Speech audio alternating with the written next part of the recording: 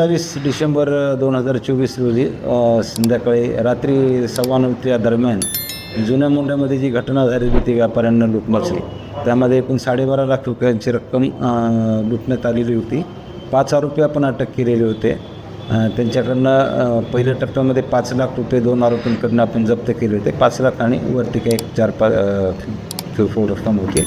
त्यानंतर उर्वरित जे 3 आरोपी अटक केलेले होते त्यांचं आम्ही डिटेल इंटरोगेशन केल्यानंतर त्यांच्याकडून आम्हाला साधारणपणे 5,90,000 रुपयाची कॅश परत आम्ही जप्त केलेली आहे या गुन्ह्यात लुटलेली. आणि त्याबरोबरच यांना गुन्ह्याची माहिती देणारा, याबद्दल टीप देणारा जो आरोपी आहे यश देशमुख नावाचा, त्यालाही आम्ही या दरम्यान अटक केलेली आहे. असे एकूण 6 आरोपी यात अटक झालेले आहेत. आणि एकूण 10,90,000 रुपयांची रक्कम चोरीला गेलेली किंवा लुटण्यात आलेली आम्ही या गुन्ह्याच्या दरम्यान जप्त केलेली आहे. आरोपींकडनं रिकव्हरी केलेली आहे त्याची.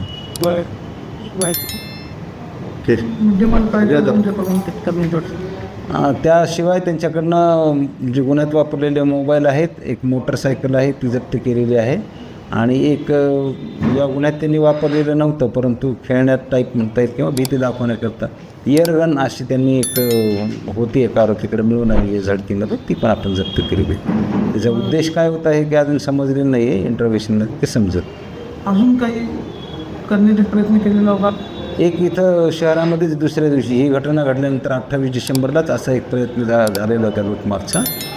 त्यामध्ये पण याच आरोपींनी तो केल्याचं निष्पन्न झालेलं आहे. त्याशिवाय टेंभुर्णीला एक गुन्हा केलेला आहे, त्यामध्ये पण यांचा रोल निष्पन्न झालेला आहे. आणि आता आमच्याकडचा तपास पूर्ण झाल्यानंतर त्यांना टेंभुर्णीच्या गुन्ह्यात हस्तांतरित करणार आहोत.